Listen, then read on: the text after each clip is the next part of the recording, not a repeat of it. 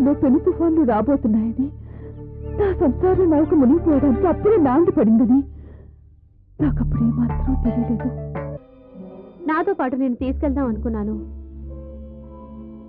ఒకదాన్నే వెళ్ళడానికి భయపడి కాదు, నా మనసులో మాట నీతో చెప్పి నిన్ను నాతో తీసుకెళ్దామని వచ్చాను. Choice is yours. Raji is past, Pallavi is present. నీకు రాజీ కావాలంటే ఇక్కడే ఉండు, పల్లవి కావాలంటే నాతో పాటు బ్యాంకుకి రా.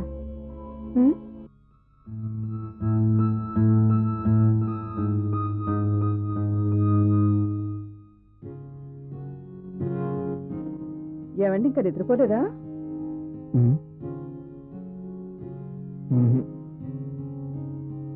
ఏమిటి ఈరోజు అదోలా ఉన్నారు? ఏం లేదు రాజీ. అడగడమే మర్చిపోయాను, ఈరోజు మీరేం చేశారు?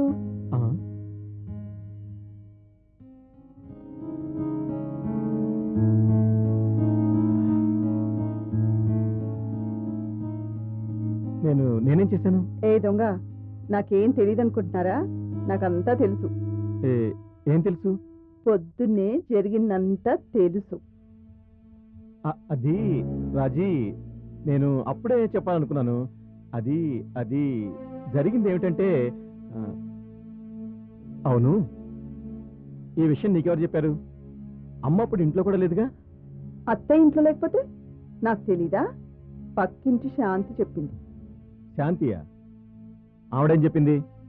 ముందు ఆవిడ గొడవలు ఆవిడ చూసుకోమని చెప్పు, ఆ తర్వాత పక్కింటి వాళ్ళ గొడవలు చూడమను. కొంచెం మేనర్స్ ఉంది ఆవిడకి. అయ్యో రామా, ఎందుకని అంత కోపడతారు? శాంతి అలాంటిది కాదు. అలాంటిది కాదు అంటే చాడీలు ఎందుకు చెప్పింది? చాడీలా? ఇంతకీ ఆవిడేం చెప్పింది? ఏం చెప్పింది? పొద్దున మీ చెల్లెలు పల్ల వచ్చింది, నువ్వు ఇంట్లో లేవు, మీ ఆయన ఉన్నారు అంది. ఓ అంతేనా? మరి ఇంకేమనుకున్నారు? ఏం లేదు, వదిలే. పల్లవి వచ్చిందని మీరు నాకు చెప్పనే లేదు. అది అది రాజీ, మర్చిపోయాను. మీకు ఈ మధ్య ఎందుకో మతిమరుపు ఎక్కువైపోయింది.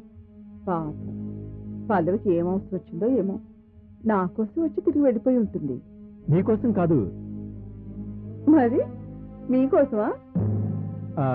అది పల్లవికి బాంబే నుండి చెక్ వచ్చింది రాజీ. చెక్క? అవును, 50 లక్షలకు చెక్కు. 50 లక్షలా? 50 లక్షలా? అవును, అదే శంకర్, పల్లవి మాజీ భర్త, డైవర్స్ సెటిల్మెంట్ కని 50 లక్షల రూపాయలు చెక్ పంపాడట. ఆ డబ్బుని బ్యాంకులో జమ చేయాలని పల్లవి నన్ను తీసుకెళ్ళింది. చాలా మంచి పని చేశారు. మన వాళ్ళకు అవసరమైనప్పుడు సహాయం చేయడంలో తప్పేమీ లేదు.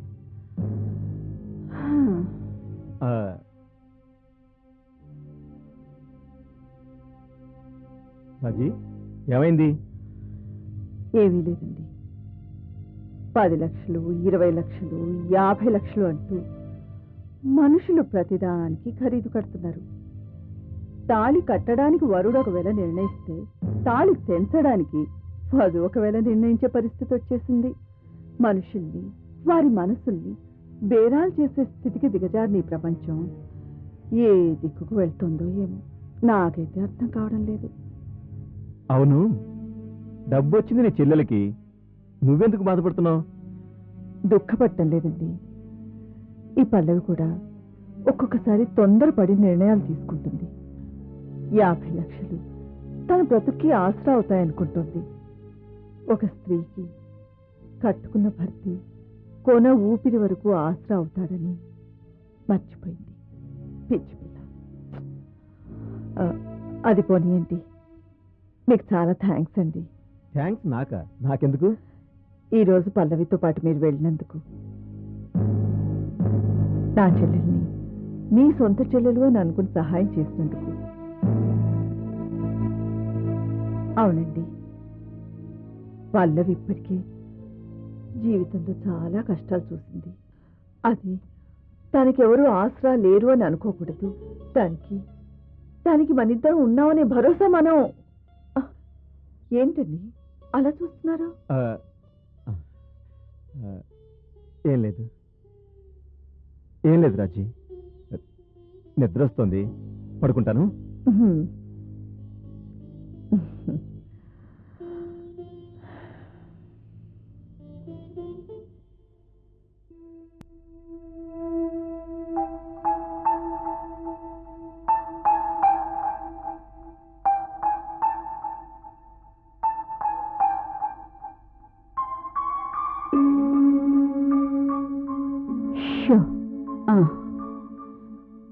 అబ్బబ్బా,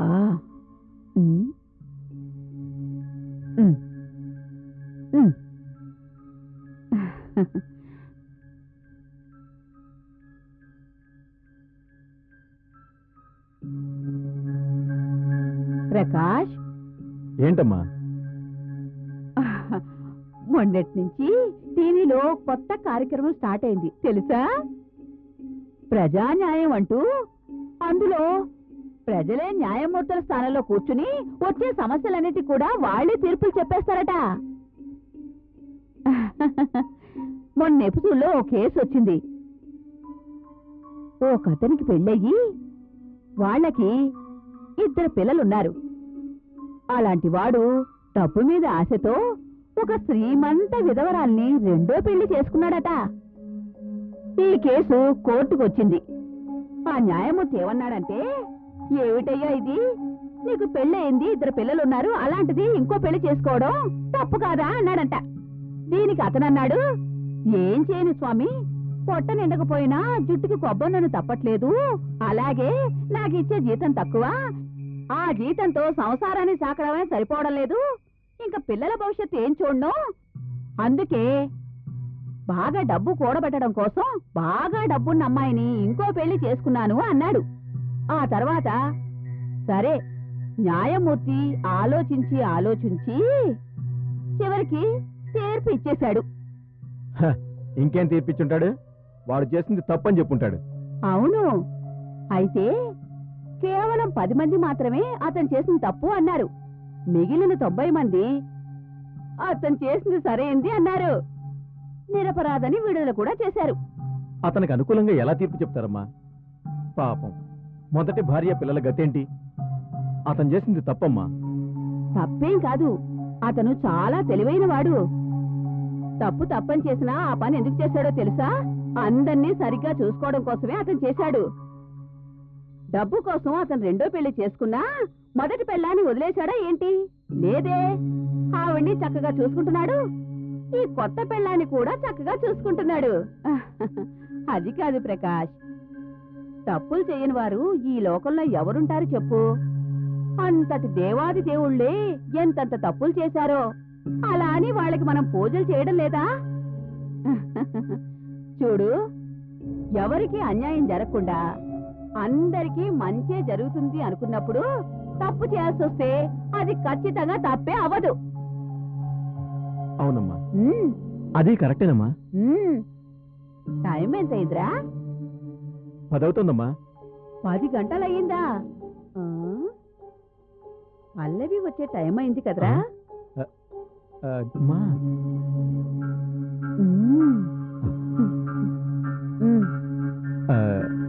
అది అది అది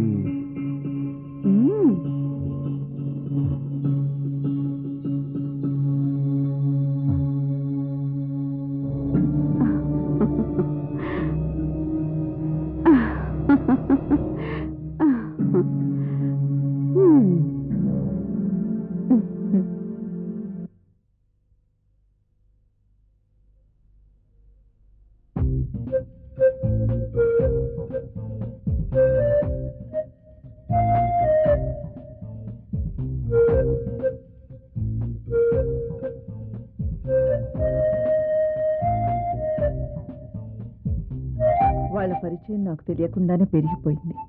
ప్రకాష్ తల్లి ప్రోత్సాహం వాళ్ళిద్దరినీ మరింతగా దగ్గర చేసేందుకు దోహదమైంది. ధనం జగత్తును శాసిస్తుంది అని విన్నాను. డబ్బు కోసం విలువలు పండుటాకుల్లా రాలిపోతాయి అని విన్నాను. డబ్బు కోసం మనిషి ఏదైనా చేయగలడు అని విన్నాను. అత్తయ్య నాకింత దారుణంగా అన్యాయం చేయడంతో ఆ మాట నిజమేననిపించింది. నేనెంతగానో అభిమానించి ఆదరించిన చెల్లెలు పల్లవి ప్రాణం కన్నా ఎక్కువగా భావించి ప్రేమించిన భర్త ప్రకాష్ నాకింత ద్రోహానికి పూనుకున్నారు. నా దురదృష్టం.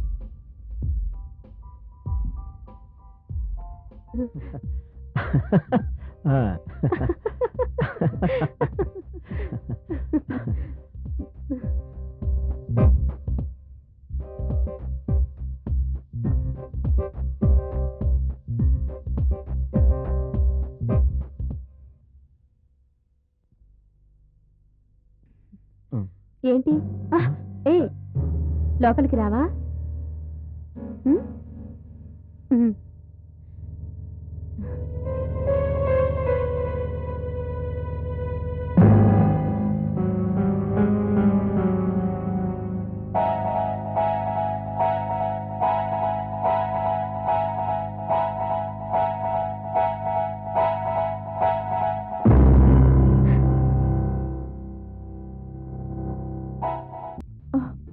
బట్టలు కూడా కొత్తగా కనపడుతున్నాయి. 1800. Yeah, rolled గోల్డా?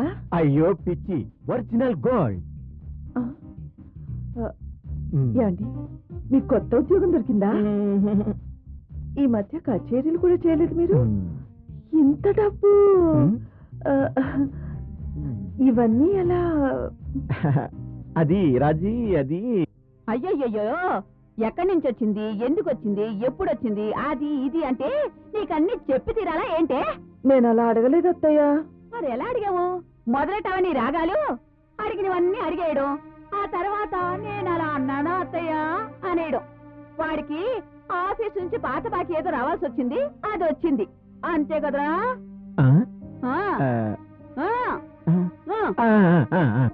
ఆ విషయం ముందే చెప్తే నేను సంతోషపడతాను కదా.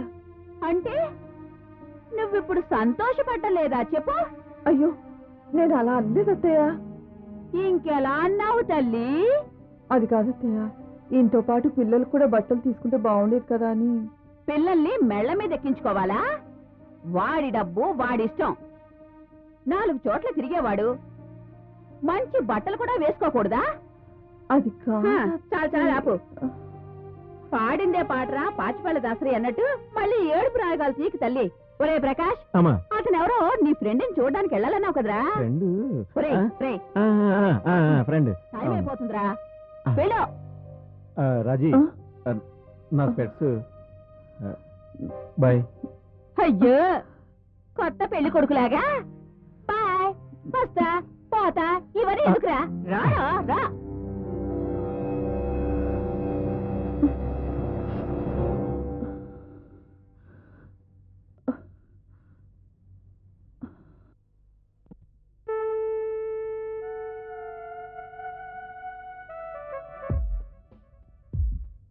చూడు, ఆ రంగురంగుల చేపలు ఈ సుందరమైన ప్రదేశంలో ఎంత సంతోషంగా ఆటాడుతున్నాయి కదా.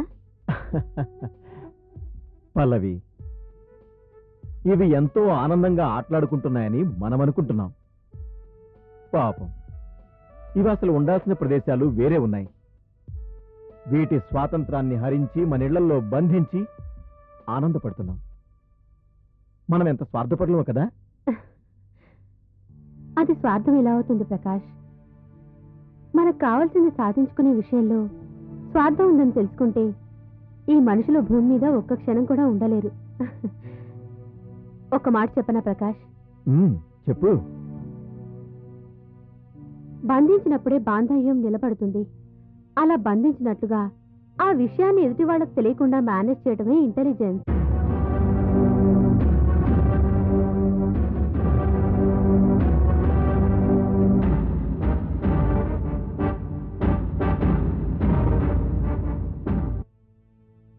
నేనెప్పుడూ విన్నర్గా ఉండడానికి ఇష్టపడతాను. నీతో మాట్లాడి గెలవడం అసాధ్యం. నిన్నెప్పుడు ప్రేమతోనే గెలవాలి. ప్రేమ అది ఒక రకంగా స్వార్థమే కదా. ఆ స్వార్థంలో ఉండేది నిజమైన ఆనందం. పల్లవి, నేను వెళ్ళరానా?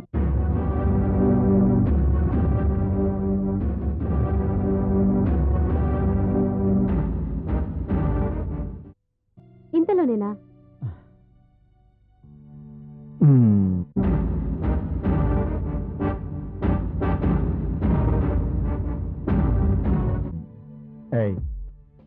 పల్లవి, టైం చూడు, 11 అయింది.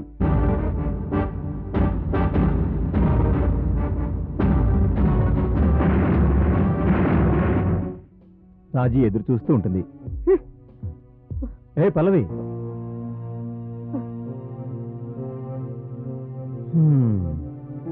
ఏయ్ పల్లవి, ఈరోజు ఇక్కడే ఉండొచ్చు కదా ప్రకాష్, నాకు ఒక్కదానికే బోర్ కొడుతోంది.